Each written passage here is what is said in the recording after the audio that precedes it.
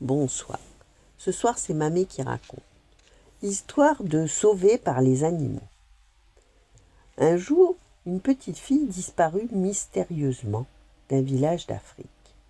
Sa mère eut beau la chercher, elle ne parvint pas à la retrouver.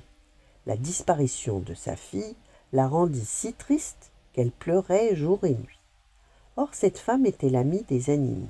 « Pourquoi es-tu si triste ?» lui demanda le chat. « Ma fille a disparu, » sanglota la maman. « Je vais faire de mon mieux pour la retrouver, » lui promit le chat. Il se mit aussitôt à la recherche de la petite fille. Il fouilla toutes les cases du village, et comme il ne la trouvait pas, il décida de s'adresser au chien. « La fille de ma maîtresse a disparu, » dit-il au chien. « Pourrais-tu m'aider à la retrouver ?» Et le chien accepta. Il chercha dans tous les villages aux environs, mais il revint bredouille. Alors le chat alla chez le bélier. « Toi qui connais tous les champs autour de notre village, » lui dit le chat, « regarde si la fille de ma maîtresse ne se trouve pas dans l'un d'eux. » Le bélier chercha, mais en vain, toute la journée. Le lendemain, le chat parla au bœuf, qui fit lui aussi de longues recherches dans la brousse. « Je n'ai pas trouvé la petite fille, » dit-il au chat avec regret lorsqu'il revint. Le chat interpella l'aigle. « Tu connais bien le ciel, seigneur des oiseaux, » lui dit-il. « Regarde si la fille de ma maîtresse ne s'y trouve pas. » L'aigle s'envola aussitôt. Il tournoya dans les airs, monta si haut qu'il fut bientôt caché par les nuages. C'est alors que l'aigle aperçut la petite fille qui était prisonnière d'un génie. L'aigle redescendit et se posa près des autres animaux qui s'étaient réunis pour l'attendre. « L'as-tu trouvée ?» interrogèrent-ils.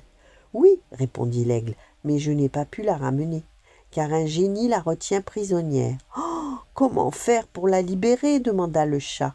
« Un ami faucon m'a donné la solution, » déclara l'aigle. « Alors parle !» s'exclamèrent les animaux. « Voilà, » poursuivit l'aigle. « Pour délivrer la petite fille, il faut tuer le génie. Mais la vie du génie se trouve au fond du fleuve. Au fond du fleuve, il y a un rocher. Dans ce rocher, une antilope. À l'intérieur de l'antilope, une tourterelle. Le ventre de cette tourterelle contient un œuf. Pour supprimer le génie, il nous faut cet œuf. » Les animaux regardèrent le silence quelques instants, puis le chat s'adressa au bœuf. « Parmi nous, tu es celui qui boit le plus, dit-il. Tu peux donc assécher le fleuve. »« Je vais essayer, répondit le bœuf. Et le bœuf but toute l'eau du fleuve. Dans le lit à sec, le chat aperçut le rocher. « Tes coups de corne sont redoutables, dit le chat au bélier. « C'est ce que tout le monde prétend, répond modestement celui-ci. Et le bélier fonça tête baissée sur le rocher, qui se fendit du premier coup. Une antilope en sortit et prit rapidement la fuite. « À toi de jouer !» cria le chat à l'adresse du chien. Le chien poursuivit l'antilope et réussit à l'attraper. Les animaux la dépouillèrent et une tourterelle en sortit qui s'envola. « Toi seul possèdes des ailes, » constata le chat en regardant l'aigle. « Ne la laisse pas s'échapper. » L'aigle prit son envol et fondit sur la tourterelle qu'il rapporta.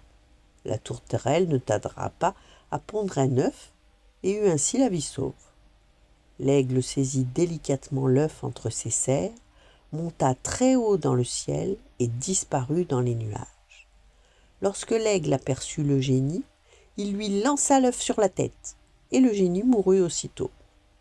Sans attendre, l'aigle récupéra la petite fille et la ramena sur terre. La petite fille fut très heureuse de retrouver sa maman, et la mère remercia longuement tous les animaux qui avaient sauvé son enfant. Voilà, bonne nuit, faites de beaux rêves, et à demain.